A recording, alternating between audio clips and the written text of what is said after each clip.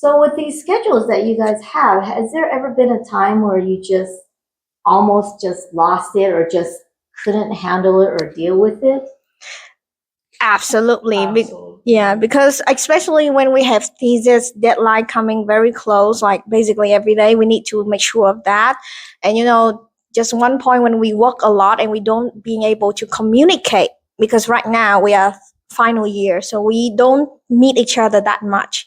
It's like, I know it's been weeks since the last time I met Marco. So it's kind of like you kind of isolate yourself and you keep working and working and working. And then you just come back and you just feel a little bit like, very like, tired, just tired. And then you have nothing else. And then the next morning you eat and you repeat the same thing.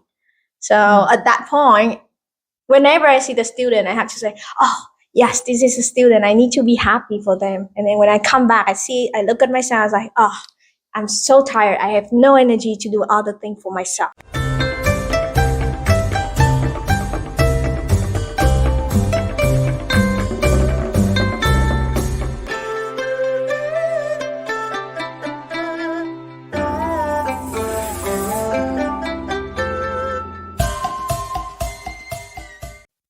Hi, I'm Sharon and welcome to Old Asian Lady. Today my guests are Trang and Marco. They are both Southeast Asian students that are here studying in Taiwan. So welcome you two coming to our show. Well, thank you for inviting us here. Could you guys tell me, our audience, a little bit about your background? Hi, I'm Marco. I am from the Philippines and I'm studying master degree here in Taiwan. I'm taking up Bachelor of International Business and Trade along with my classmate. Hello, everyone. Copy paste what he just told you. I'm the same like him, and I'm being lazy.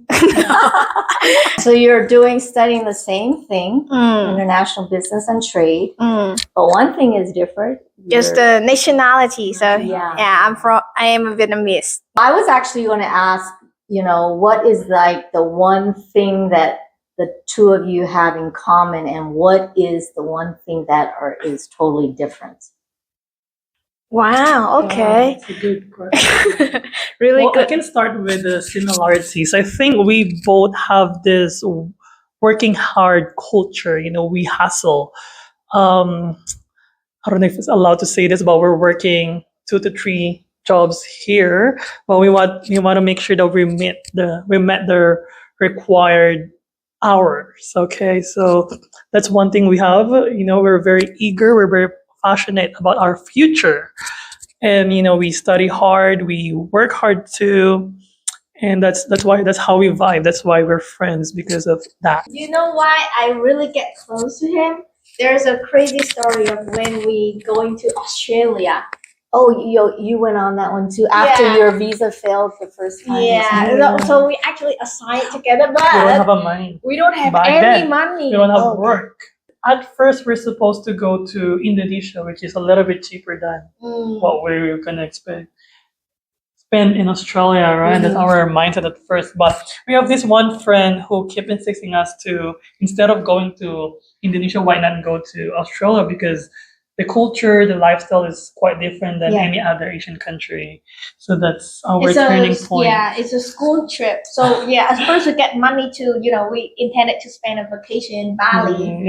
Something like that. But then they flip thing all over again, even though we have literally no money at that time, Sharon. They just said they will subsidize 15,000, but 15,000 is not much if you go to. It's just like your flight ticket, right? Yeah. But we think about it like, let's try to do it, and then that's how we find ways to find these jobs. He had no job at that time. I have no job, but we just sign up for that. And let God do His job. What was your learning thing from going to Australia? Marco, teach me that word. Marco always tell me, God will provide. I mean, just do it. Just keep do it, and then you can find things out on how can you actually find a ways to have a means to do it. You know what I mean? Because just like you said, money will follow if you love something you want to do. Which is for us, it's travel. It's the craziest thing thing It's- ever. Yeah. It's the bold move, like you don't have money, but I know. you It's took a bet and scary. Yeah, but sign up still. for the Yeah. trip. Like Australia is for us is really expensive. It's like twice or thrice expensive than Taiwan or in our home countries. But we didn't regret anything. We spend more than what we think, but it's an experience that will carry forever in our life. Yeah, We are able to touch the koala for the first time. Able to capture the kangaroo up close. A lot of animals that I've never seen in my life that you can only see in Australia. Everyone there jumps. I mean, most animals there jumps, so you don't see it anywhere in Asia. One of the different thing, I not so sure the different thing between us because we are kind of very friendly in a way. But I think Marco is more easier going in that term, and I'm more picky than him. Maybe because I am a girl, I don't know. But yeah, I don't find you picky. Really? Right? Like I feel like if I want something, he does it too. So like when he do something, we should do something, I does it too. So like we, basically do things together, and we don't reject things. So you're much more alike than you are different. Yeah, I think so. Though. So both of you are here in Taiwan. Both of you are here on scholarships. Why did you decide Taiwan? for me, first and foremost, because among all of the other countries, Taiwan is very close to Vietnam. And one of that thing is because I'm the girl, so my parents would prefer me to be closer to them in a way. They want me to experience the world, but they also still wanted to, keep an eye on that girl being able to do that. Yeah, so that's why Taiwan is like the neutral between, the ability to get the education, American education, and also, in order to experience life in the safest way. Well, as for me, I wanted to change environment. If not in Taiwan, I would probably live in a different city because I live in Manila with my parents for 23 years. So I feel like I need some new environment to grow and thrive because I feel like living in your parents, you're confining in a little bubble, in a box. And I feel like their mindset and lifestyle doesn't suits me anymore, doesn't match. So I feel like, I want to be independent so I can learn more about myself, learn what I like and I don't like because, if you're living with your parents, they have this expectation for you to meet. So like you thought that that's your personality, but that's basically what they want you to become. Taiwan was a choice, you said, and your parents were both behind you guys coming here to study.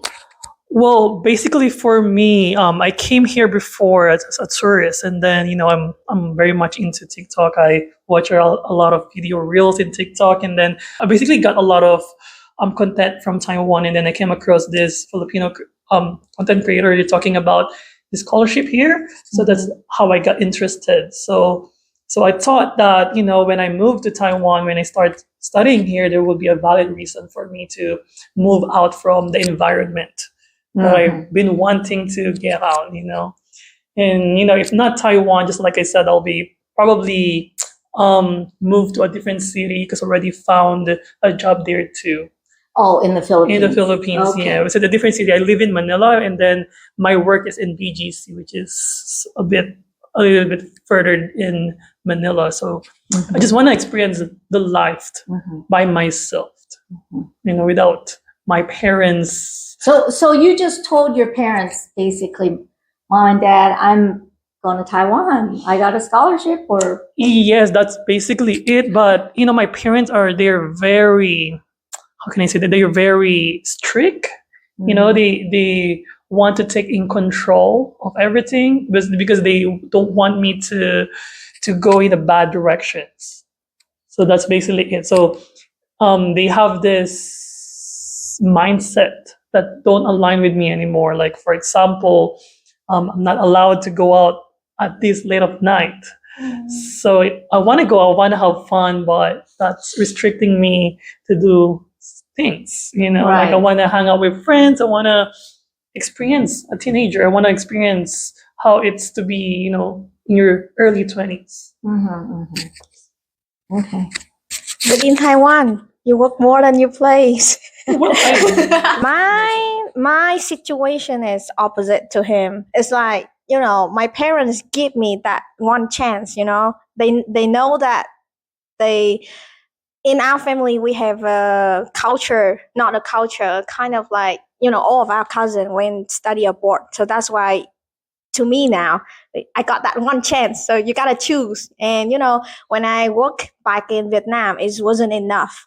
So my dad was like, okay, so now you can go and try to study more to see if you be able to make more in that kind of term. Okay. All right.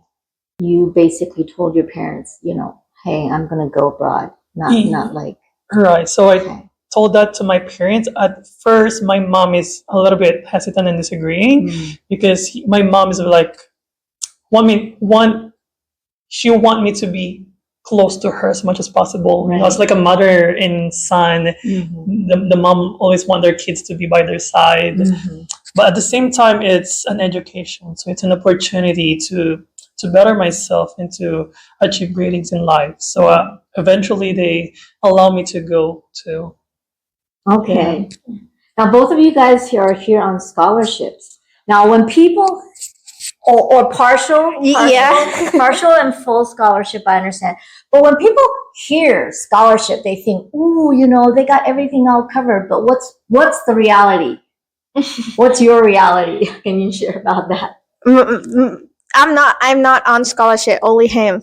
Oh, yeah. Okay. I thought you had partial subsidy. Partial is like it's from the school, so it's only like 8,000 NT, which is not enough to do anything. So 8,000 NT for a year. Yeah, and the other than that, I still like loaning from my parents because, as I say, they give me that one chance. So because of that tight budget, so I'm really, a lot of time I overthink on my spending. I kind of like spend it very less, so I don't ask them for more money because they already pay for my tuition. And then at the same time, I find a lot of job in order to, just cover it a little bit. So I don't need to ask them more. It's kind of a guilt if you ask for more. Yeah. But if you're on partial or you're not, it's still not considered scholarship. It's more like a subsidy.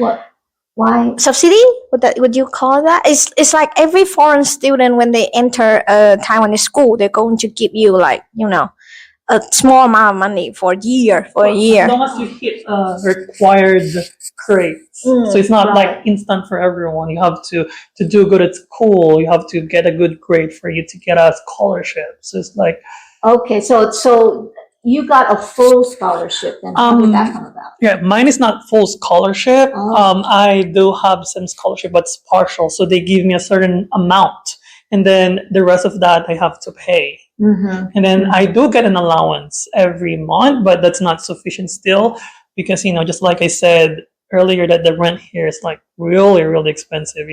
We're talking about 10K and more. Yeah. Or just a really cramped space. And then of course your meal, your bills and everything. So that's when, we try to look for opportunities to look for more ways to earn and survive here in Taiwan. When we say survive, it just seems like it's such a hardship. Yeah. So basically then both of you are working to help subsidize your stay here. And can you tell me a typical day for you? Oh, if my typical day is going to be Marco's typical day too. Like, right now we're writing our thesis. So it's just, or we writing our thesis or we go to work and then back home, same thing happen again. Yeah. So every day it's like this at this point. Right. So for me, it's basically the same thing with Trang, but I wake up at 8 in the morning to go to the work, and then I have to switch another job because I have 2 jobs here, and I have to write a boss to go to another job. So my second job usually ends around 6, and then I have to travel back to Taipei, which takes me an hour.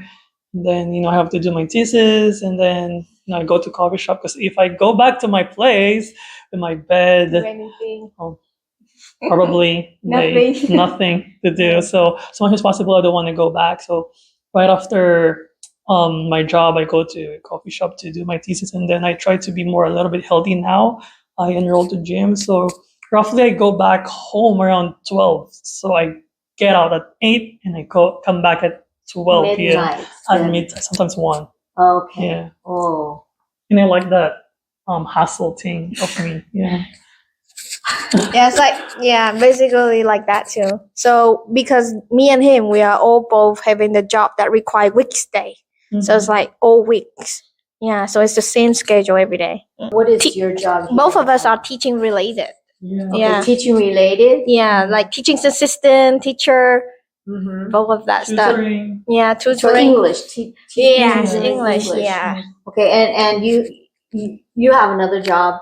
You said you have 2 jobs. Yeah. I do live streaming. Yeah. Live So I streaming, sell okay. phones, and then my other job is work teaching in a cram school, like after school institution here in Taiwan. It's like Mhm. really popular here. Are you live streaming to Filipino clients? Yes, or Filipino customers? client, Filipino customer, then I get to use my native language for them. So Oh, that's I see. yeah, Okay. the Filipino working here in Taiwan. All right. So just now, before we came on camera, Trang asked you if you got the job. So are you telling me you got a 3rd job? Yeah, right. So I have a friend who like helped me get a tutoring job because it's more easier because you do one-on-one than Right. managing a whole class. So I want to drop the cram school one and little by little transition to home tutoring. So it's more like easier for me. Right. Yeah. Okay. Well, that's good. Yeah, but I wouldn't do it 3 of them all at once with teaching us so much. You know. Yeah, I can imagine. Chang, your other job is, of course, being my Yes. social media. Nobody knows. I am her supporter. Assistant. Yes. Yes. Such a long time. It hasn't been that long. It's been a year, a little over a year. Yeah, nearly 2 years already. Has it been that long? Yeah, Oh my since gosh. I'm going to graduate this June. Yeah. Oh, so but when I first met you, you were First, did you just come? first got in Taiwan. Oh my yeah. gosh, see what happens when you're an old Asian lady? You just forget about all this. Time just passes so Wow. fast. 2 years honestly. already. Yes. So with these schedules that you guys have, has there ever been a time where you just almost just lost it or just couldn't handle it or deal with it? Absolutely. Absolutely. Yeah, because especially when we have thesis deadline coming very close, like basically every day, we need to make sure of that. And just one point when we work a lot and we don't being able to communicate, because right now we are final year, so we don't meet each other that much. It's like, I know it's been weeks since the last time I met Marco, so it's kind of like you kind of isolate yourself and you keep working and working and working, and then you just come back and you just feel a little bit like, very like tired, and then you have nothing else, and then the next morning you eat and you repeat the same thing. So at that point, whenever I see the student, I have to say, oh yes, this is a student, I need to be happy for them. And then when I come back, I look at myself, I was like, oh, I'm so tired, I have no energy to do other things for myself. Mm-hmm. So it was a feeling. And then also in Taiwan, just by yourself, and you haven't been able to connect with your friend that much, then it's changed the whole environment things. Can you give me an example of a time that you just just like lost it or almost lost it? Almost lost. What specific incident? I know that it's a bunch of things all piled up, but was there one time where it was like specifically something that just I can't stand it? I couldn't express it because when it's come to the responsibility, even though how tired I am, how exhausted I am, how lost I am, I still have to do it. I force myself to do it. So even if I lost it, I still will be there to do the stuff. Mm-hmm. Yeah, it's less likely that I'm going to ask for a day off or anything like that. I have to handle it by myself. Yeah, that is my mindset. So I don't know what kind of lost it we're going to do with it. We just gotta deal with it. That's what we do. Yeah. How about you? Yeah, I just want to add something on her, what she said. Yeah, it definitely can be isolated because you're too busy working, right? You don't have someone to talk to sometimes. And then that alone can take a toll in our mental health. Like every day I come home, I'm tired. Every day, like almost every night, I want to give up. But at the same time, I have to think other thing else, like how would I be able to pay my bills to survive basically. So that's my motivation to do more, to grind more, and also we like to travel. So that's our also our motivation to push harder to give our best because we at the end of the day we still cling on something that we can have a good vacation if we work very hard. hard. Yeah. Yes. I think it's typical among our generation. We work hard just to travel the I think world. it's Gen Z mindset nowadays. We work hard and then after that we think of our ways to relax. Yeah, I mean, maybe not just even a Gen Z. I mean, travel is a big thing. It's been a forever, but I know I had to work to be able to afford to travel as well. You just mentioned that you, even though as busy as you were, you've taken time out to get a gym membership. Yes, after my so after my job, I go to gym, or like after I do my thesis, I go to gym. It's like my way of venting out the frustration I have for a day. Like gym helped me to I don't know, like gym helped me to be more focused, like more um loving of myself, like more thinking of Self-care. myself, self care. Yeah. Okay, that's. I think it shows, right? Yes. I can see you totally changed. Because I was a little bit, my face a little bit Chubby. chubby, and Chubby, my stomach's out.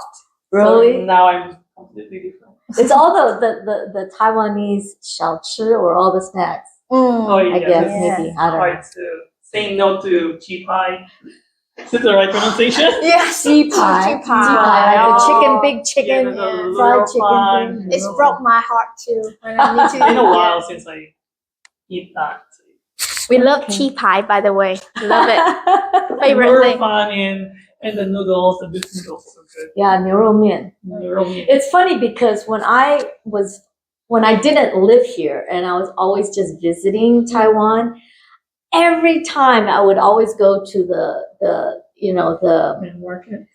Market. night markets and eat all this stuff. But then once I moved here, at the very beginning I would go all the time, and then now that I've been here for so long, it's like, oh no.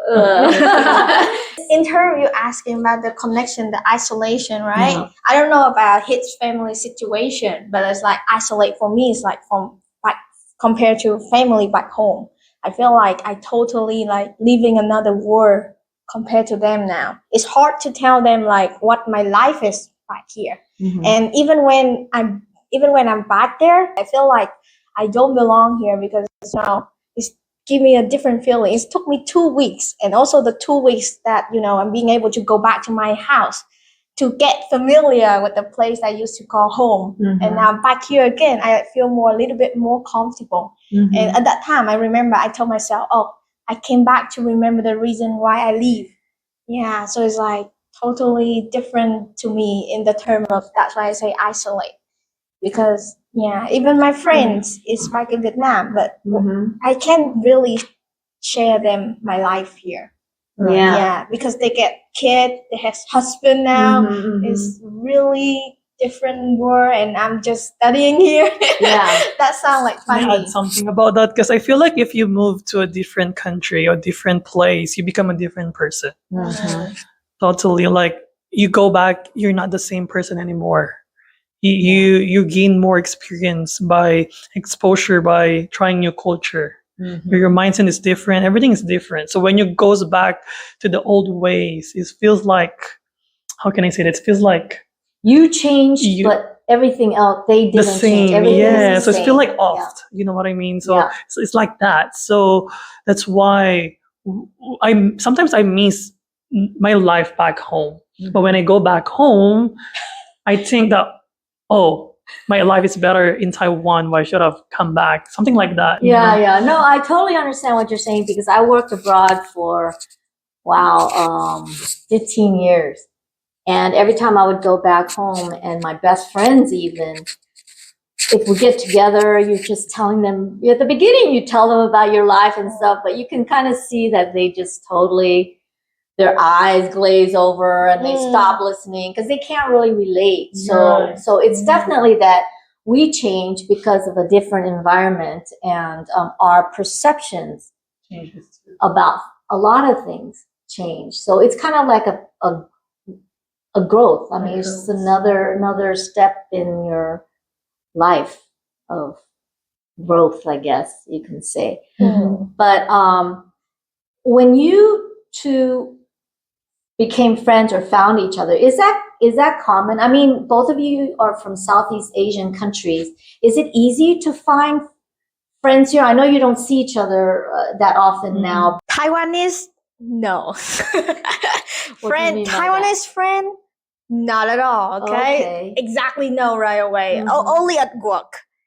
But Southeast Asia and other country from all over the world, like Belize, Mexican, or all those people around the world, at our school, we are all good friends with each other. Okay. But only Taiwanese is a big no. Why do you feel that or think that? Is it the language or what is it? Because they don't, even though we are very active, we are active and we also interact with them, but they don't want to be open with us. In here we are all like different people from different places, we want to meet each other, so that's why we just random talk and then be friends. Yeah, so when we came here in Taiwan, we're like a sponge. We try to absorb as much as we would. We try to be friends with anyone. So, and if you study in an international school, you meet a lot of different personalities. So, I think the common ground with international students, like we're more open.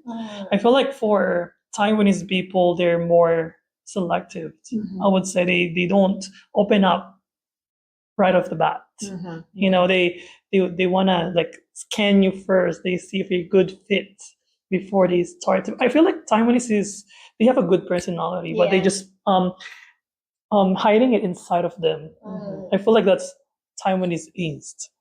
So what do you think? As a Taiwanese person, yeah. someone. Well, I couldn't be considered Taiwanese because actually I'm a foreigner when I moved back because I left Taiwan when I was 5 or 6, and then I was adopted by an American family, Caucasian family. So my growing up was nothing to do with being Chinese.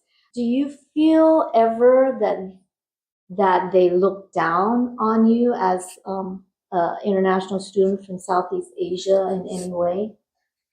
Well, for me, the Taiwanese that they being able to understand and being able to speak English, they are the cutest and they are the greatest person I ever meet. Like, my coworker there, they know English.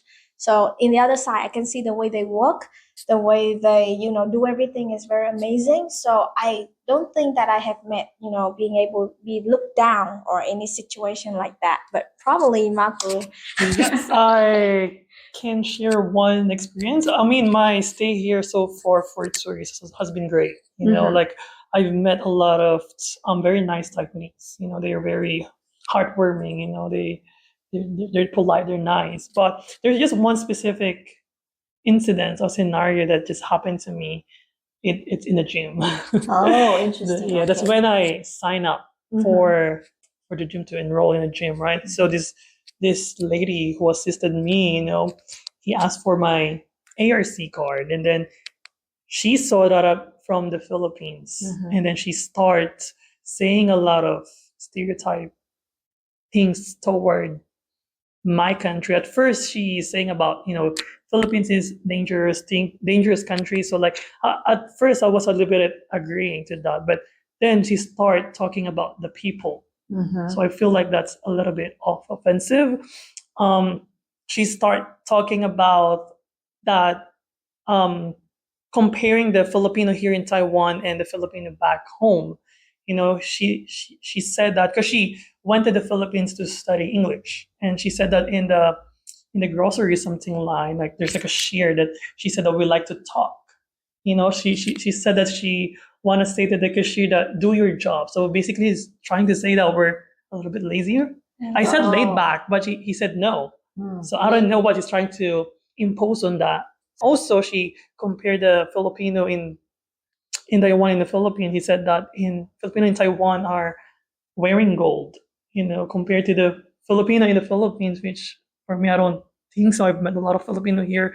Maybe there are few who likes to wear gold, their personality, but I feel like he's trying to say that Filipino here are a little bit flashy because they have a little bit of money now compared back home. So that's a little bit off for I me. see. Yeah. It's really funny when we're talking about this is a lot of times when people meet people from other cultures, it's always a lot of stereotyping that you can actually find that, everywhere because, Americans have bad reputations or all over the world in a lot of different ways. So yeah, I wish that people were able to see people more as they are rather than who they think they are, because it's always the perception and the judgment. And I do agree with you because for Vietnamese, typical, they're going to ask if they see a girl, oh, are you come here to 结婚? Oh, to get married. Okay. Yeah, typical like Vietnamese, specifically Vietnamese girl Well, or for woman. me, they asked me if I'm working here. Yeah. That's the first question. Are you working here? Not even an option. Just are you working here? Oh. No, I'm studying here. Yeah. Okay. And they also say, work here is you earn a lot, right? They always end up with that kind of sentence. They ask me if I'm working or tourist, first and foremost. Mhm. Never about studying. So I feel like there's few Filipinos study here in Taiwan. I feel like that's not Filipino interest to learn Chinese, Yeah. I think most Filipino go to the West because it's more easier than Chinese. Yeah. It's better than getting married, bro. So then the difference in the way that they see Vietnamese compared to Philippines. I feel like it's your girl. I don't know the Filipino girl Maybe experience. that. Okay. Yeah, maybe that. But Yeah. I don't deny it because a lot of Vietnamese actually came to Taiwan to get married. Well, that's true too. Yeah. There's a lot of Filipino working here. In Taiwan, there are a lot of people that very, very, educated people that do come and work in Taiwan as help caregivers and in a factory because the economy back in the home country That's is true. not as Stable, right? So we're talking about your situation here in Taiwan and the pressures that you have of work, of studying and getting the degree. Both of you are working on your thesis right now. Who do you feel like gives you more pressure? I mean, is it yourself, your family, or what do you think? Can you go first? I can go first. You want me Yes, to go first? definitely myself. Like first and foremost is myself. The reason why I think me and him choose that life, that kind of pattern, because we also have other friends doing the same thing like us, right? But we also see them chilling. They don't need to have too much pressure on that. But I think because of our background, because what we want to have in life for our future, and not for him but for me, is I want to, I just keep having that expectation from my parents. So that's why I keep wanting to be better in any other way and wanted to show them or prove to them that I can be independent, I can have my own life even when I fall away from here. So that's pressure from your parents then. No, but it's kind of like, because the way that they raised me, right? It's just back in my mind. Okay. So that's why it's affect the way I am right now. Yeah. So it's still for me because I can choose to lay back, Right. I can choose to just cut a filter if I feel too tired. Mm-hmm. But it's never like that because I was born and raised and now it's become me. Mm-hmm. Yeah. Mm-hmm. Yeah. I forgot to add in finances. So it's like your family or finances gives you the most pressure. Right. So as for me, I didn't grow up with a silver spoon. So that's really I put pressure on myself. Just like I said, I want to change environment because I don't want to go back to that environment. 'Cause I feel like I deserve better. You know what? because not every family or not every child got that opportunity to experience what they truly deserve. So for me, I'm putting pressure so I don't have to experience the same thing before. When the pandemic hit, like my parents lost their job, and that shocks our financial situation. Like both my parents, so we're now back then we're living with the government support. So for me, just buying McDonald's is a luxury. Yeah. And I'm lucky because I'm studying in a scholarship since college. So without, if I don't study with a scholarship, I don't think I will be able to pursue higher education. And I believe every child should be given a right of education. It shouldn't be a question first and foremost, right? So yeah, that's why I'm like this. I'm a very hustle person, not hustle, like hustling for money. I look like a hustle person, but If someone asks us what is our God is definitely money. Money. Yeah. Well, when you don't have that much money growing up, because your family is not wealthy either. Yeah, it's they're good. okay. Yeah, they're okay. Yeah, I mean, my growing up was never. We always had to. I started working when I was 14. Something about money or finances. It's also kind of like a way of perception. Sometimes if we're always just thinking about money because we don't have the money, it's kind of like an energy block that keeps money from keep coming in. I don't know if you guys have ever heard about this kind of thing. We heard about it, but that is something we don't have as of the moment. So that's something that's true. We're trying to achieve right now. I think once we have that money, I think we can think other else. When we're being able to control that money flow, we will get that. I think we're stable. We can do other things. Maybe we cannot think. Because right now we need money. Yeah. We need money to feed us. We need money to live. Money is still valuable. I think it's like you wanted to tell us like not to be too pressure in terms of money, like exactly that. But right now we need to see the proof. Like we be able to make money, we need to see that proof in our bank account. Yeah, for us, we think money as a way of success. Yeah. I think at our age, maybe like different age, they think success in a different way. Right. So for us, as a young 20s, early 20s, we're still very inclined to money. We're still attached to it. Yeah. Especially if you have to make your own to be able to survive, right? A lot of people in our age will be able to relate to that because I feel like everyone talk about it all the time. Like, I'm grateful that I'm here, that we're earning money. We're grateful for everything. Yes. So, I think that's another important thing too. Is always grateful for be that. happy for what you have. Yeah. I think your parents should be just so proud of you, because both of you, because every time that Trang and I get together and we talk, and I'm just thinking to myself, if I had a daughter like her, I would be so proud that she's doing all of these things and trying all these things, So sometimes I want to tell her mom, can you just... I feel like our parents is proud of us, but since Asian, they don't share their emotions. They share it in a different way. Like they're gonna prepare us food in a different way. They don't really say it by words. Instead of saying you're such a good girl, a good boy, they say, oh, you gotta work harder. It's Asian culture, kind of. They're gonna feed you more. Like whenever I come back home, they always buy me things that I want. Like they want, for example, not material things, but like food wise. They cook my favorite food. But they wanna.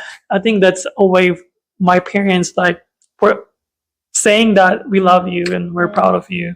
Action rather than words. Which is completely different than like in the West. I feel like your parents will tell you directly how much they love you. Which is such a good feeling, Like But I think sometimes we also need to. We need to like Yeah. have someone tell us, you know, Yeah. because now we are long distance. There's impossible. And that's the reason why I don't say these things to my parents too. It's because it's like I feel awkward. They created this wall Yeah. because they don't say I love you. So I didn't grow up in an environment where we exchange sweet words, Right, you know. right. But other Filipinos are like that. But for some reason, our family dynamic is a little because bit Filipinos are very Happy. warm and happy and extrovert. expressing Yes, all of yeah, that. they're expressive. In the Philippines, a lot of them are extrovert. I will consider myself as introvert, Mhm. but for like others, Asian standard, I'm extrovert. Like I'm more talking. I feel like if you grow up in an environment where everyone is extrovert, you're kind of be the same too. You know, Mhm. but the same thing in Taiwan. A lot of people are introverts, so people are like more reserved too. Do you think the same thing? Or how about You in the mean US? because it's like social pressure, or Yeah. you don't want to stand out, which is actually a cultural thing. Mm. Asian cultures, people don't really like to stand out. So if Mhm. everybody around you is a certain way, then you don't want to be the one standing out necessarily. This is cultural tendencies. That Mm. doesn't necessarily mean that individuals are like that. Yeah. But also, you don't want to lose face if something you did is different. I think one thing I could share to you that I actually learned how to do it because back home before that, me and my mom always picking up fights. So it's very difficult. But until I see my cousin, she actually expressed a lot of love to her mom. That's when I start to But slowly. your cousin also studied abroad, so they were like influenced Yeah. by the West. Yeah, so that's why I said to you that I learned. I saw them and I start to learn how to say it to my mom and my dad. Even though they're grumpy all the Really? time, I still say it because I really love them. But did you feel like very awkward at first? At first, it's very awkward, but then you just slowly say it, and then suddenly it will come from your heart when you actually love them very much. Yeah. Yeah, because even the words "I love you" is a very high, loving energy type of words. Mm. So when you say it and mean it out there, they're going to get a feeling, even though it might be awkward. And I agree with you. Mm. You start this habit, and they're going to start having a habit of Saying listening back, and yeah. wonderful. Don't expect that they're going to say to you back. Just Yeah. slowly, when you say it from your heart, slowly Right. they I will. feel like I don't have the confidence now to say, but Interesting, isn't it? Because you have a lot of confidence in living here, being independent, doing all these things, being able to survive and live. But this little thing Yeah. is dealing with that is on a different level. because I feel like I push it. Like my life in the Philippines, I put it on regard. Like I don't want to face it. Like I feel like I abandoned my life there, and I want to be a different person here. Mm. So like at the first when we were doing reporting, I was shaking. You remember that?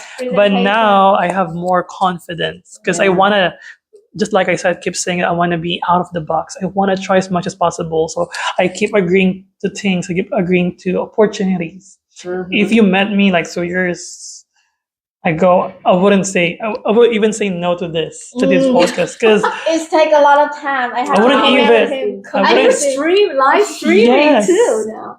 when I first did that, I was also shaking. Yeah. Yes. Yeah. So now that I want to push myself, what else I can do? Yeah. That's the good thing about living independent. Mm. You make decision by yourself. You try things out than what the box told you to do. So Yeah. try. I love you. I love you.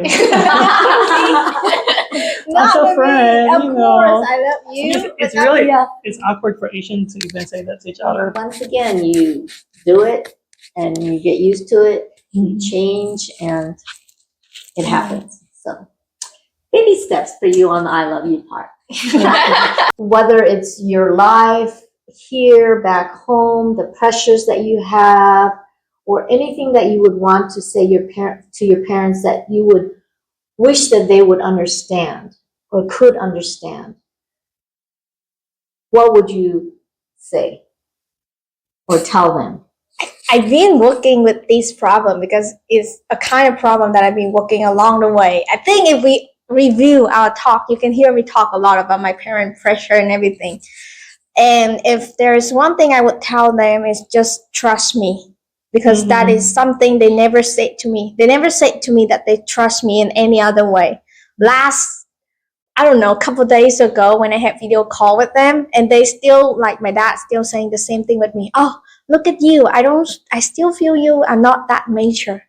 You know, he still repeat the same thing with me. But I really wanted to tell him that there is nothing else I can do more. I work, I study, I provide my own money, I have my own place now. There is nothing else I can do. So right now, I feel like if there's one thing, please say that, can you trust me, or, at least be proud of me.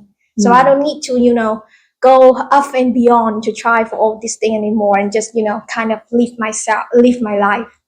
What do you mean? What do you think he means when he says that you're just not that mature, but you're still not very mature? I have no idea. Maybe because the way I behave when I come back, or because I really don't know what does he want from me. Yeah, because we have all this different life now, but he still feel like I am a kid or something like that. But it's great that I'm still forever be his kid.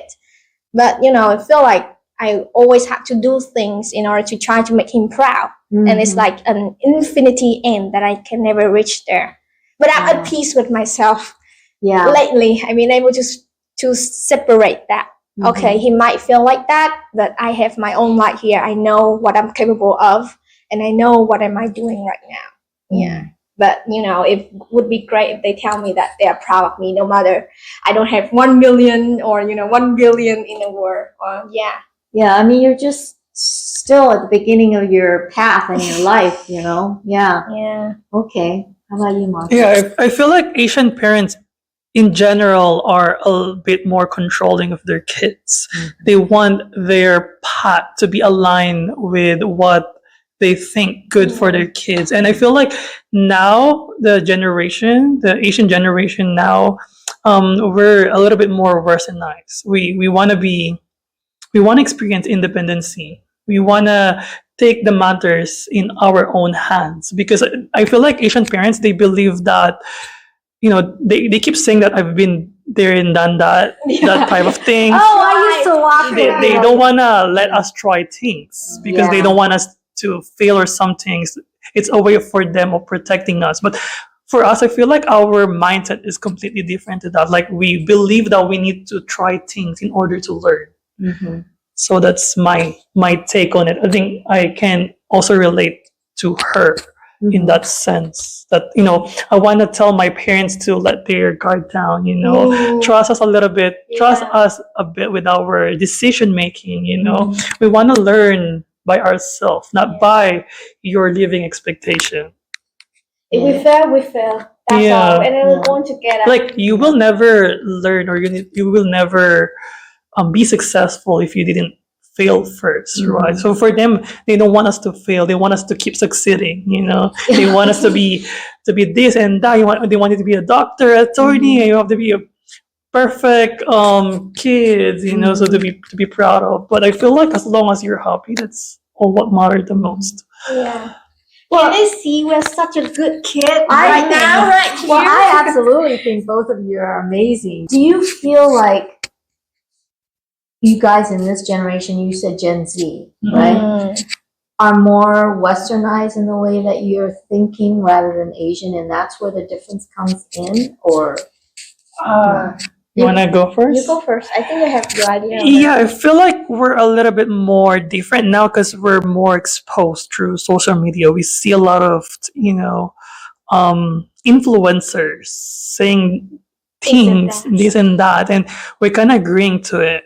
There's this, generational trauma that we want to stop the cycle thing. Because we are bilingual now. So when you learn another language, it's kind of, broaden your mindset a lot more. And then, you get another personality, I think so, that you wanted to do different thing, and you can express your opinion very freely in that one. The generation trauma, which one? Yeah. If I were to share one example, if you live with an Asian parents, they have a set expectation for you. Like, you have to be this and that, and then once you become successful, you have to return back. But for the Western mindset, it's not necessary, right? You don't have to give money back, right? But for the Asian kids, it's a must. It's a requirement to help your parents. Yeah, it's an obligation That Yes. put upon you. Yes. Like it's like a contract. Like you were born here. Yeah, and You're like an investment. You know, they will. Truly, yes, truly. They will raise you. Yeah. They put a lot of money on you to be a great kid, and then you have to return it back. Right. It's like they always remind you. Yeah. We're not against it, but please don't pressure us. Like let us give open heart. Yeah. Not from for you deciding us, like pressuring us to give you. Right. Like, because we're also, in this day and age, in this economy, it's really hard to live compared to their life before. Before it's easy to buy a house, but now I don't think it will cost a fortune to buy a house. I don't think we'll be able to do that in 10 years time. So please chill. We give up on buying house already. Yeah. We totally give up. So we spend money on travel. And then also they expect us to marry at such a young age, because they marry at an early age, like 25. They think that it's the right time for you. I think for girls it's easier for them to bear a child at a young age. So they try to like force you to get a boyfriend, or to get a girlfriend, or to marry, basically, to have a kid. Yeah. But I feel it goes back to, if you have kids, and there'll be more people. They'll take You need care to go work harder. or something. So it goes back. So like they want us the kids to help us too. So we want to stop that. We want to stop that trauma that we experience, and we don't want to carry it with other people, with our kids. Right? Yeah. And one of the reasons is easy to understand. Like back there, the economic is not instability as now, and not a lot of pressure. So they can easily get married to work together. But now, even though we get married, it's another kind of burden. You're not actually being able to work together and then have all of the family set up. It's too much pressure. Yeah. I think nowadays, young people, they don't marry. Or they marry, not in their 20s, but maybe in their 30s, or maybe in their 40s, because just the economy right now it's not conducive.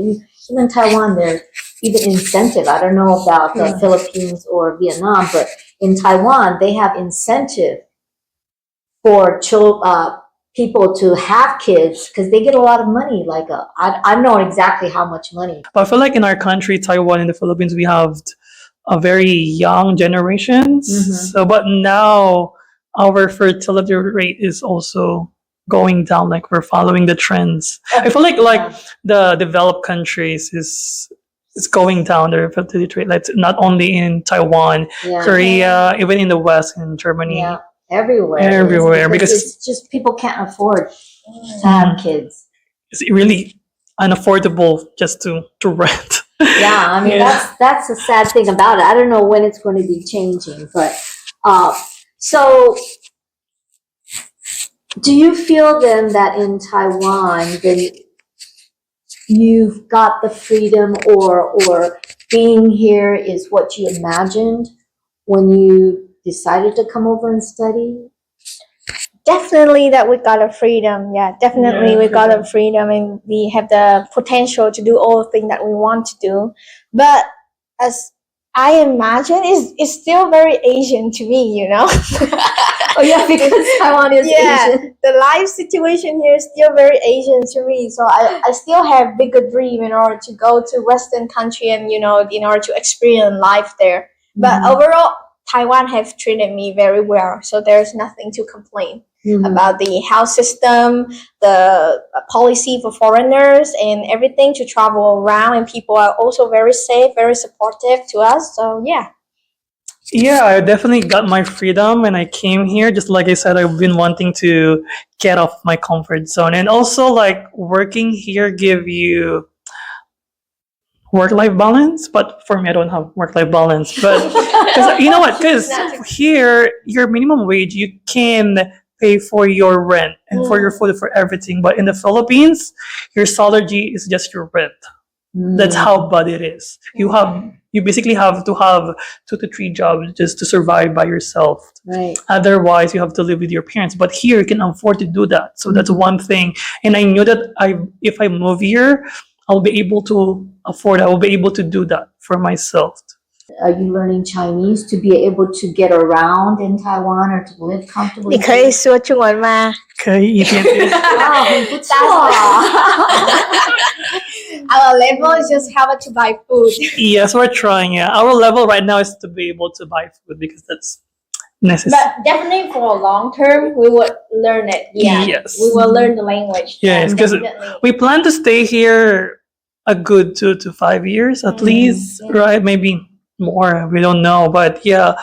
Language here is very important. Yeah, and also if you learn Chinese alongside English, I feel like you're powerful. You have more skills. You'll be able to connect more to people. I think if you know a lot of language, you're more, I would say, intelligent because you know a lot of this of vocabulary in your mind. So it's lesser for you to get dementia. Old people get dementia. Yeah, right. They can't remember things. Yeah. So if you know a lot of words, it's more not likely for you to get that Yeah. sickness. Yes.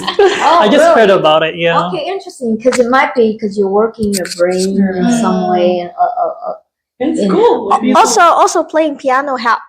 Yeah, with that sickness. Also piano help too. If you're playing music. Okay, I think maybe because music has an energy to it. Yeah. And actually, when you guys are ever really down and low and feeling like you can't stand it and you're so tired, do you ever just listen to music? Because that's a big picker-upper. All the time. Like All the 24 time. hours. I think all of Yeah. us, or not only us, like any other, When I was friends out there. in a bus, going to my work, I always listen to music. Whenever I'm in gym, I used to listen to music so that I can get focus on myself. Because if you look at the outside noise, there's too much distraction. So if you want to be more at peace, just put on your headphones on and listen to music, and you'll be more in control of yourself. And you plan to be here for 2 to 5 years. So that means after you guys graduate, you're planning on trying to find a job here. And what would be your ideal positions if you could choose? I talked with Marco before coming here. So like basically we wanted to move on. Like we wanted to move forward compared to what situation we are in right now. And we also have MBA, right? We have MBA degree. So we want to move into somewhere having finance. Yeah, relate to financial. And definitely we need to learn Chinese because that is the only way we get into that kind of field. Without the language, it is like basically impossible. Well, right now our job is English teaching. So I feel like after school, that's what our path will look like. Like we're still gonna be in a teaching position. Is that the same thing with you, or you want to go to finance? Because for me, that's the path for me to. Okay, Yeah. for you to build up money, and it's not Yes. really too complicated, Right. but it's not. It's You're not looking to find a regular full-time job here. That's aside from. well, you tutoring can or teaching. do a full-time job here in Taiwan as an English teacher. You can work in the government too. Like as a Filipino, it's possible for us to work in the government and have a full-time job, like a contract. That's one of my option. But yes, we're also talking earlier about our potential business. Should we share about that? That's on Old Asian Lady. Yes, we're very eager. We're very passionate. We want to be. We want to be more. We want to improve our life. That's the thing with us. Yeah. So like since we're both working in an English teacher in a cram school, like we're thinking if we build our own empire. So let's see what the future holds. Not perfect yet, but like we know that we are both very passionate about learning and also sharing about English. So it could be something that we share it to other people, and let them also like having that fun just the same like us. It's a very entrepreneurship type of thinking that you guys have, which I think is a really good thing, rather than being necessarily stuck in a job that you don't like just to make money, and at least do something you feel good about and what you like to do. The thoughts that you have of making your living and moving forward in your own life as young people starting at the beginning of your journey.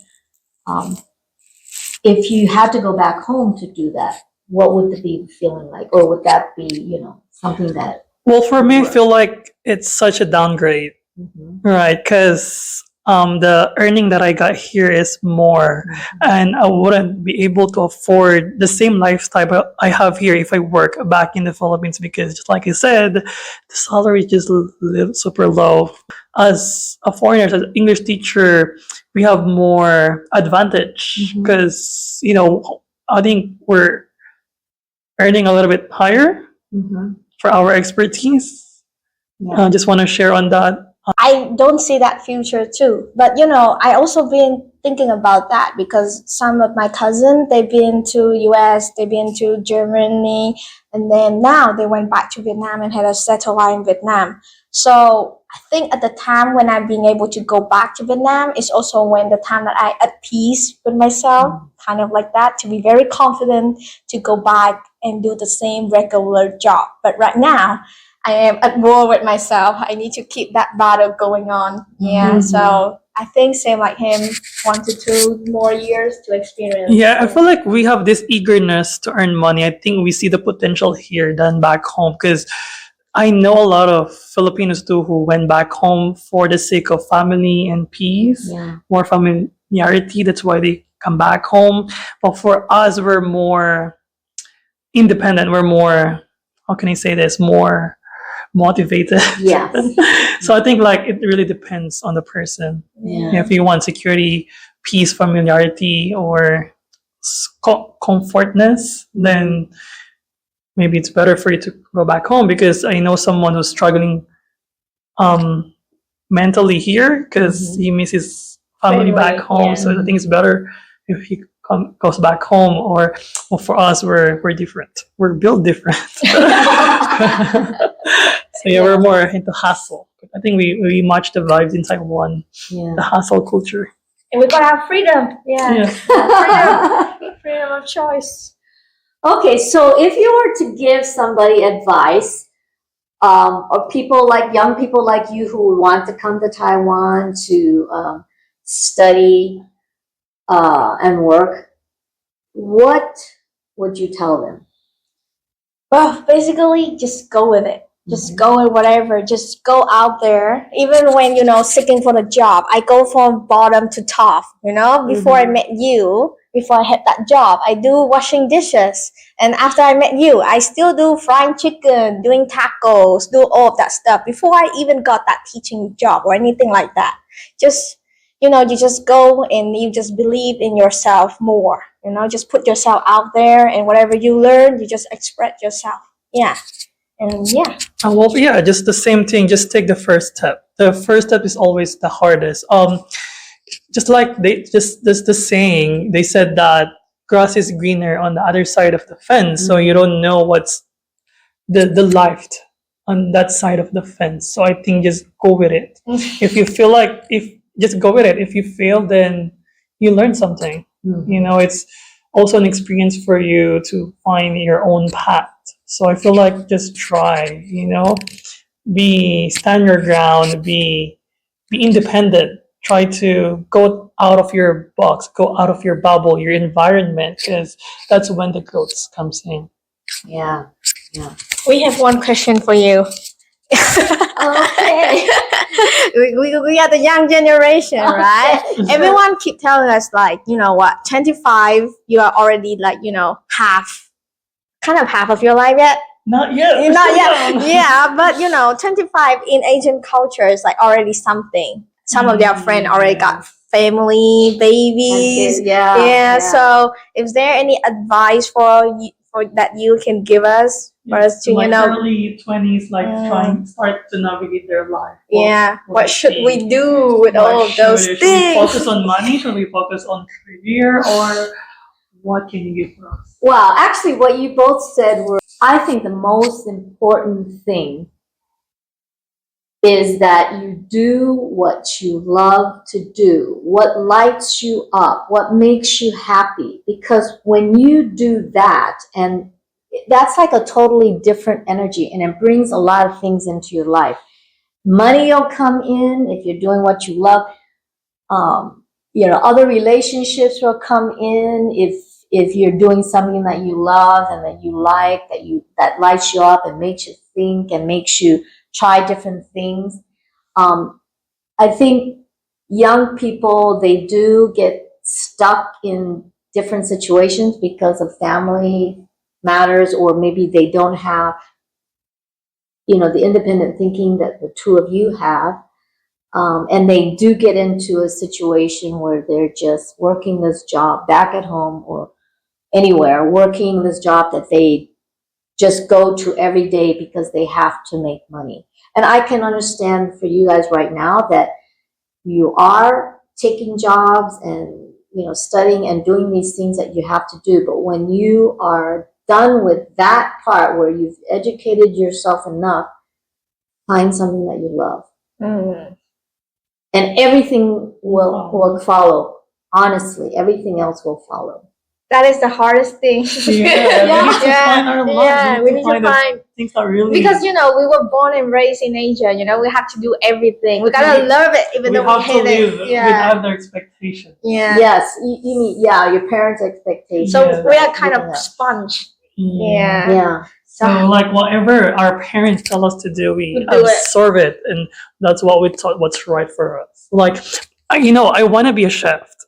I want to be, a chef. Wow, because I never know about yes, this. when I was a young kid, I told my dad that I want to be a chef, but my dad objected that because he thought that being a chef, there's no money in there. So he wanted me to do something else. He wanted me to do accounting. He wanted me to do engineering. He wanted me to do. It's a typical Asian. The typical Asian. So like, if my parents are a little bit more supportive, I feel like I will go to that route, to that venture. I feel like I'll love it more. But now, I don't know if I still love cooking. Maybe I don't have access to kitchen. Maybe one day if I have bigger space, I'll try to. Maybe that's my calling. That's where it will lead me to success. So yeah, I mean, there are a lot of famous chefs, that make lots of money that work internationally, especially too. Speaking English wise, you're able to travel and work in different 5-star hotels all over the world. And, I don't know, I think that's something to think about, actually. But maybe that's why I like eating. It's because Hey, all of our friends love eating. Okay, we're just missing one. It's because it's my calling to. Maybe I can be a chef. Yeah, we was Maybe- friends because we eat. Maybe we should change our business. Maybe I should change I should open a restaurant or something. well, there's a lot of Southeast Asian restaurants in Vietnamese Taiwan. food. So Right. many different ones that have authentic Mhm. food. But yeah, I don't know. I mean, you guys have this MBA, and I don't know. Sometimes I feel like parents make you study a field that you don't necessarily want to study in, but would you make the most out of the degree that you're working on right now? Yeah, true. Because Yeah. true. Because MBA to me, on the first, I never take it for granted. Like I never I got MBA degree so big. To me, it's always because when I go back to Vietnam, everyone walking around with MBA degree. So it's just a pause to me for my own life, just like that. But I really do take use of the knowledge that I learned and the friendship that I made here, and the life and being able to build here. Everything is totally worth it for that price of that MBA degree. Yeah, it's true. And I'm thinking too that once you guys if you get into the entrepreneurship or open or do whatever it is that you decide to do, that the degree will help you in terms of all the different aspects that you have to learn to have the international business degree. It can't hurt it. So we come to the portion of our show where we are talking about your wow. And wow meaning words of wisdom. So would you have any words of wisdom to give the people that are listening based on your own experience, your own thoughts, and your own life? Recently, I've been thinking about this a lot. It's like you are not you. Like you could be a million version of yourself. So if there's something I want to experience and I also want to tell other people is don't believe in that you right now because you could be a million you. So don't stuck into that same thing, that same person, background, or everything that they told you from the beginning or from what you believe. Try to, keep breaking out of that million yous that you could be. Yeah. Okay, very interesting. Well, I couldn't think anything. I feel like I've said what I should have said here, but yeah, just be limitless. The world is endless. There's endless of possibility for you.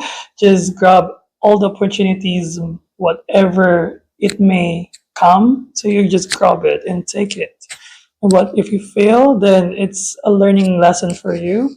But if you succeed, then that's great, right? And people always say, a lot of times you don't learn until you fail. True. So if you fail several times, you learn a lot more. Yeah. Just like the billionaires, like Bill Gates and Mark Zuckerberg, they didn't graduate with a degree. So they failed in their academic, but look at them now. They're billionaires, they're trillionaires, I don't know. So don't take failure as seen a scary thing. It's a part of process, it's part of life. We fail, we stand up, we learn, we move forward. Yeah. Okay. So there you have it. Thank you, Trang. Thank you, Marco, for coming on the show, sharing your thoughts with us. And thank you for joining us on this episode of Old Asian Lady. Now, if you enjoyed our conversation, please subscribe, like, and share. We really appreciate it. All right. Bye-bye. Thank you.